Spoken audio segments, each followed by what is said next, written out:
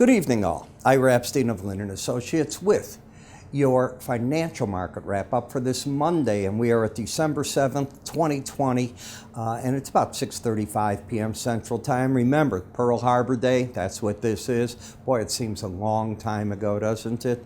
Decades ago. And think about it, how close we are now with the Japanese people. It's great. But when you look at it, just what a terrible event for America.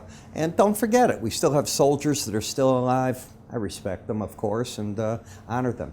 In any case, as we look at the stock market down a little bit, we're still getting the headlines of COVID-19.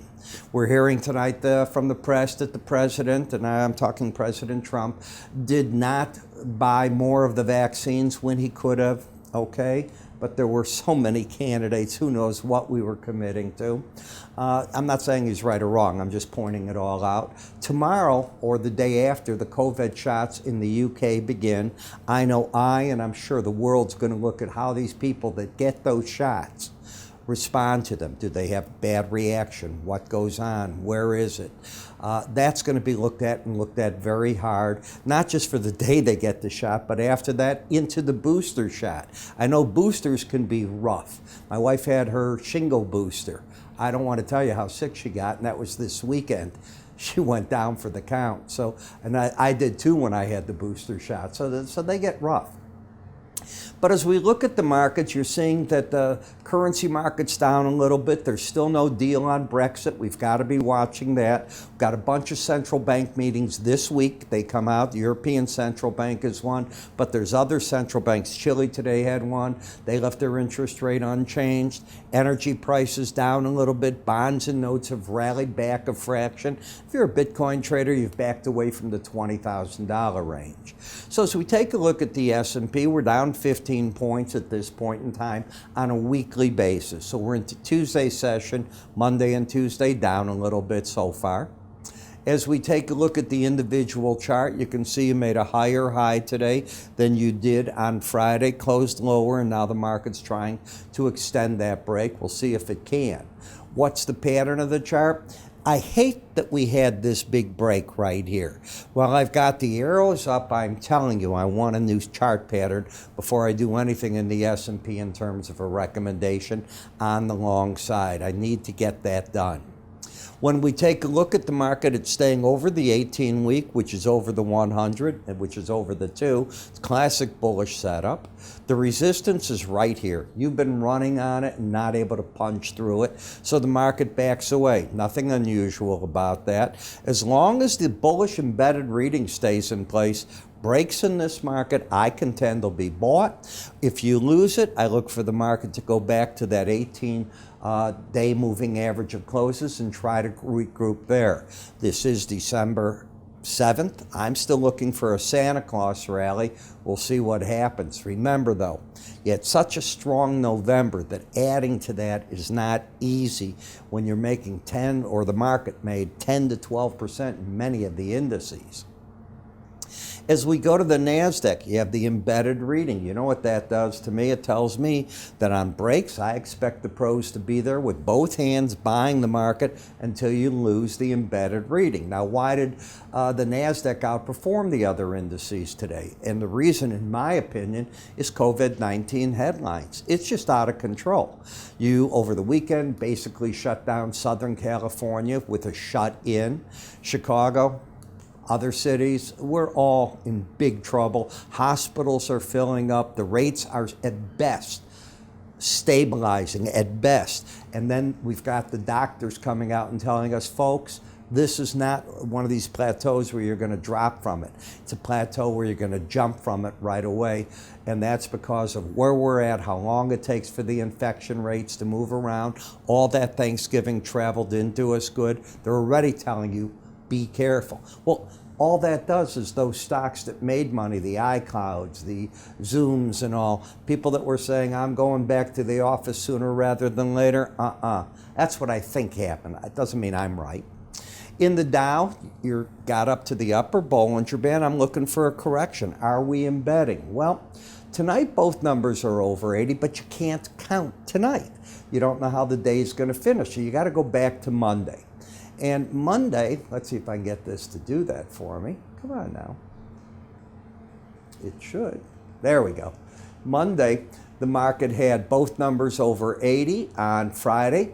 Both numbers were over 80, not the day before. You need today to be embedded. And while it's looking that way right now, it's by the hair of its chinny chin chin. It's 80.89. Nah, you don't know what it's going to do. Any movement back down here through yesterday's lows probably gets rid of that number intraday. We'll see what it means later on as the market tries to figure that all out. As we get to the Russell, it's still a market that is, people want to own these small cap stocks. And that seems to be the rotation play that is in place. Still has the embedded reading. I contend until you lose that, the breaks in this market still look as though they're going to be gobbled up by the pros. In the VIX, I think the pros went short today, or did they? You hit the 18-week average right here. But where are you? I was pointing before I was talking. You're too oversold. I don't think the pros put money out on that when you do it.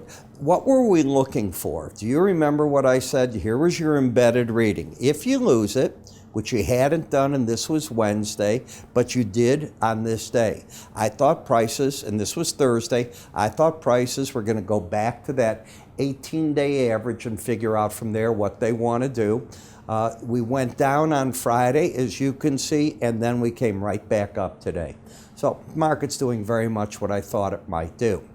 In the bond market, you went down to the lower Bollinger Band and you're bouncing. What happens with pro traders, as at least I describe it, when you hit a Bollinger Band bottom or top at first, the first time? I think they come out. I am always assuming that because to get to the bottom, you're under the 18-day average of closes, so the bias is down. To get up to the top areas, the bias is up if you're going to get there. This market's had an easier time getting to the bottom than any of these tops, as you can see. 10-year note didn't quite get there, but it's fighting its battle at the 18-day average. Take out 137.27 and you're no longer in a downtrend. Problem we have is the European Central Bank meets this week on their monetary policy. We're right behind them next week with the two-day meeting. And remember, December's where we're waiting for the Fed to say something. We're getting a better idea of COVID-19, how bad it is. They've lost one of their parts of their toolkit. I'm talking the Fed. When the Treasury said, I'm taking that money back, and if Congress wants to reallocate it, they can. A lot of negatives here, and the question is, what can the Fed do? Then we get to the dollar index where, you know, this was running the lower Bollinger Band and you're getting a bounce. It's not a change of trend. Till you lose that embedded reading, these rallies probably get sold by the pros. In the eurocurrency, it's the flip-flop, but I think the pros were taking money off the table, and I think tomorrow's break is going to give us an idea, if we get a break in the euro and get a rally in the dollar, how strong the bears and bulls want to be. In the Japanese yen, I see a pattern of a lower low, higher high. That is not a trend, and momentum is flat. Bitcoin, momentum, I told you, it's been lost to the upside. I see a market that wants to drift, maybe more downside than upside. Overall bias to the upside, but a drifting pattern. You can see the differential between the Brent and WTI crude ever since OPEC reached that a temporary agreement, however we want to call that. It's given the Brent a better bid than our WTI.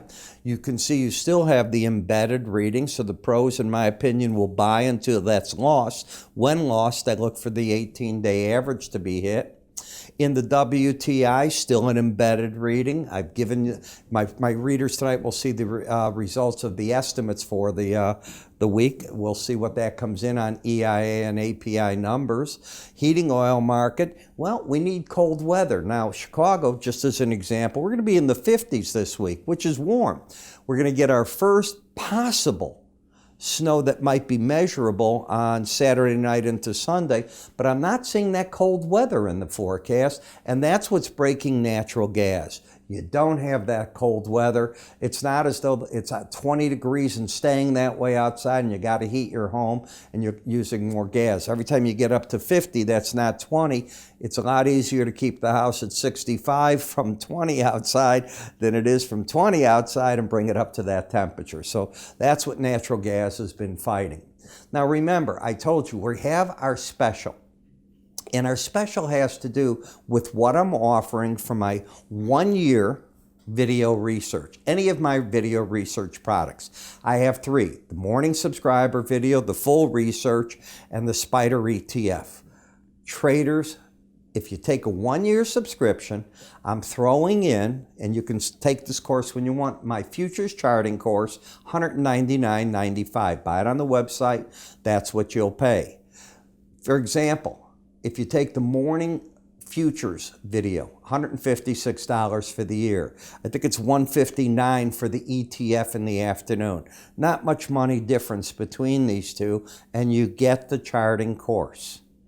Pretty interesting way to get it. You can give it as a gift. You can keep it. Remember, at 5:40 every morning on the futures, I'm out there. Well, today I missed 5:40, but it's typical. Sometimes I miss it. I overslept today. I wish I could tell you a lie, but I didn't. I'm not going to do that. I try to be so honest. To get to all this and find out, go to our website under the word research. Anything you buy, I'll honor it. I'm going to end this. We had so many of them. It's so successful that we're hitting on numbers that we want, and I got to look at it. So we'll see how long I keep it up there. But this was quite a weekend for people, both converting current subscriptions and new subscribers. What a great way. $156 for a year, 26 videos a week on average. And then you get free access to the webinar, free access to my special reports instead of paying for all those, and everything else that I try to do. And there's going to be something else. Next year, which is right around the corner, I'm going to start creating add-ons to my charting course. Example, I'm going to add chapters on Bollinger Bands and slow stochastics and outside days up and down and teach you just my tricks. Now, if you don't take the charting course, I'm going to charge you more money than I charge somebody that has taken the charting course. Either way, there's going to be a fee for it. Why would I do it without getting paid for that? But it's really going to be in detail. So look forward to that. I've got so much on the plate that I love doing this. So what the heck? I'm Ira. I will talk to you all tomorrow. Go to the website. Hope you sign up, and I'll see you then.